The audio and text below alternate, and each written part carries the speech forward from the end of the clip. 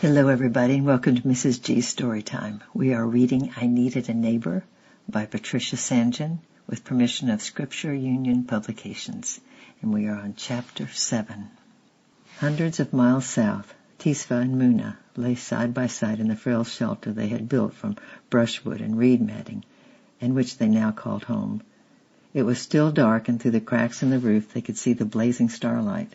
But the air was blessedly cool, and there was still another hour before the sun would leap over the plantations like some fierce consuming animal, to sap their strength and parch their lips. Coming as they did from the highlands, the lowland heat was one of the worst things they had endured.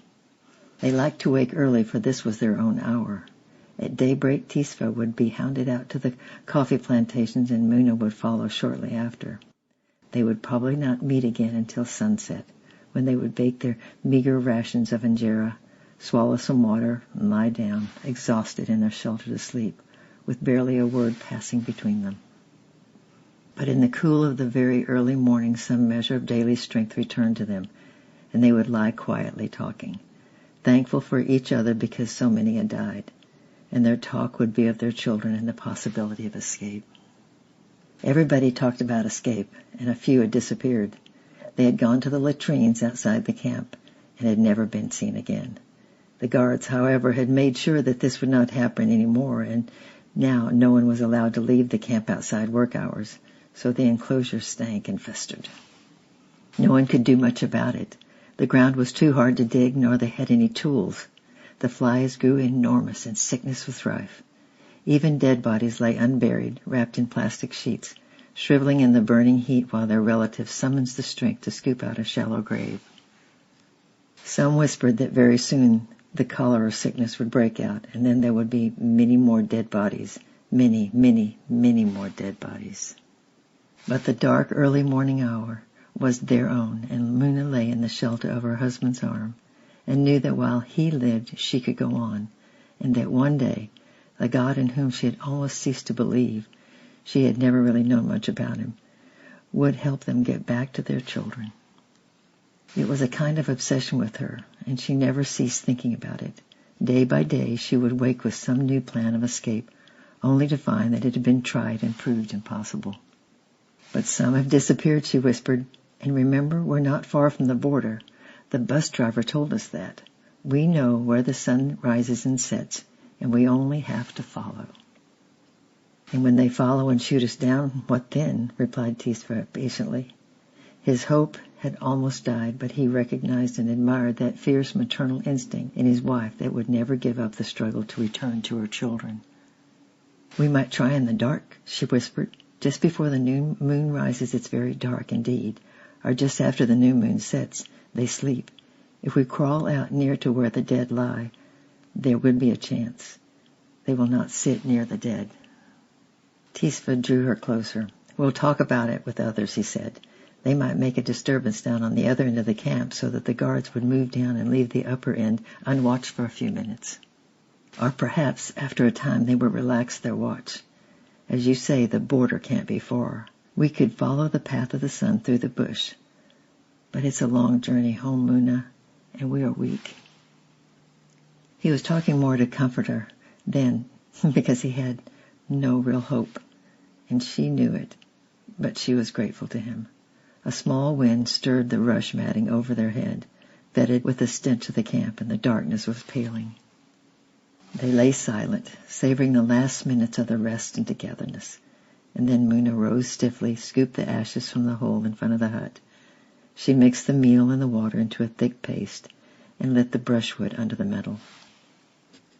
They crouched in the red dawn and drank the rest of the water. Then Tisva went to the report for work, and Muna sent off with her plastic container to the pipeline. They were still hungry. They would eat again at night, but their supply of grain and oil had to last till the end of the month. Muna walked slowly, partly because she was weak and the ground was rough, and partly because she was unconscious of everything except her own thoughts. Other women were converging on the water supply, but Muna's feet carried her automatically, and she barely noticed them. From far away over the northern mountains, her children cried out to her, drawing her with a strength that was almost physical. Merritt, her dark eyes drowned in distress, not knowing where to go or what to do. Tikla, sick and weak, needing her. She filled her container and walked back, her determination growing with every step. She realized the wisdom of her husband, but she wished that she could make him see that whatever the odds, they must go. He was a loving husband, a good father, but he could not hear the voices of the children as she could. She reached the shelter they had built on arrival and sat for a few moments remembering. They had heard all the stories about the land of plenty to which they had been taken. There would be fruit and meat and plenty of water. But when those filthy buses had drawn to a halt and disgorged their hungry, thirsty, soiled occupants, the newcomers were faced with a small deserted settlement where dwellers had been forced out to make room for others. There were small areas of land which had once been cultivated, but which now were dried up. There was not enough room for all, so the men were given axes and told to build their own shelters. They were given a ration of oil and grain and told to fashion their cooking pots from what they could find. The militia with their guns patrolled the whole area, escorting them in herds to the coffee plantations at dawn and bringing them back at gunpoint at the evening through the bushes, watching them gather handfuls of firewood as they passed. It was a land of thorny bushes and low scrub, but away to the west the flatness rose to the low hills with a forest on their slopes. Muna had gazed at them over and over again. The scrub and the thorn provided little shelter, but in the clefts of the hills and the forest they could hide. Evening after evening she had watched the flaming colors as the sun set behind that undulating horizon, and in her imagination they were fleeing through it on their way back to their children. It was getting very hot, and soon they would come and round her up with the other women to go to the plantation. She laid down her water container and crossed over to the small crumbling hut where, amazingly, the baby still lived with its foster mother. But the girl had grown thin and her milk was beginning to dry up. She looked down hopelessly at the tiny creature at her breast and then up at Muna. "I have come to say goodbye," said Muna. The girl began to cry, small, jerky sobs, for she had loved Muna like her own mother. And then she dried her tears and her face became resolute. "Many have gone," she said quietly. "Some have been shot, but some have escaped into the bush.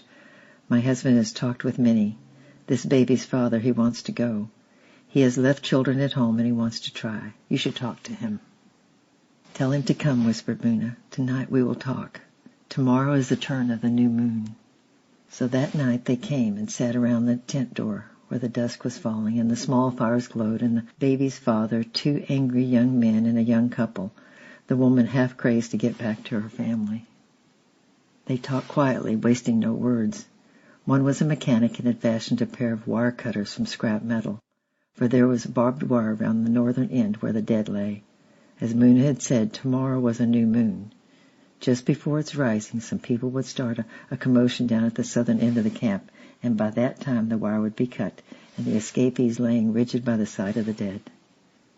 When the noise started, they would crawl through on their stomachs and run into the darkness in different directions, splay out north, east, and west. The guards would, no doubt, hear the crackling of the dry brush and shoot. Some would die, and some would escape. Of those who might be wounded and dragged back, they refused to think. They crept away, each to their own shelter. Muna and Tifa lay side by side, unable to sleep but drawing courage from each other. Tomorrow Muna would rise early, use up the rest of her grain ration, and make a store of injera. Tomorrow they must drink well and carry only a little water. But tonight they must love and talk a little, for it might be the last night they will ever spend together. Tonight they must pray to God and Mary and all the saints to preserve them. But Muna did so half-heartedly, for where had God and Mary and all the saints been when they dragged her away from her children, when the girl who had given birth to that baby in the plain, when the dead lay unburied? There was no answer to that one, and she turned back to the thought of her gentle husband and leaned against him in the dark. Strange, how when all the other lights on the earth burned dim and went out, the light of love seemed to burn brighter and brighter. She lay there thinking about it. Where did love come from? Was there a source? And why could neither hunger nor thirst nor misery ever quench it? Love seemed so near that night, not only in her but all around her, wooing her, covering her. She found herself smiling and at peace, and she went to sleep. The next day was blazing hot. The workers came home in the evening and ate and drank as usual, then laid down exhausted. There were very few preparations to make. They put on their dark cloaks, tied a water bottle and a roll of injera around their waist, and Muna also tied a flat metal pan on which to bake. Then at the dark hour before the moon rose, they crawled on their stomachs across the earth and lay behind the pile of dead. One by one they arrived, and no one who survived ever forgot the nausea and fear of those waiting hours, nor the grinding of the metal on wire. It was after midnight, and the grinding had ceased, and the young mechanic lay quietly, his work done and the way open. Suddenly there was a noise of fighting and confusion and piercing shrieks from the southern end of the camp. Guards leaped from the bush, rifles cocked, and they ran towards the direction of the noise, raising their lanterns, firing their guns in the air. The little waiting group wormed their way swiftly through the gap, rose to their feet, and ran north, east, west into the bush, tripping on roots, torn by thorns and low branches, but running on and on towards freedom. But the patrol were no fools. They had quickly ascertained that the commotion to the south was a false alarm and came back to their post.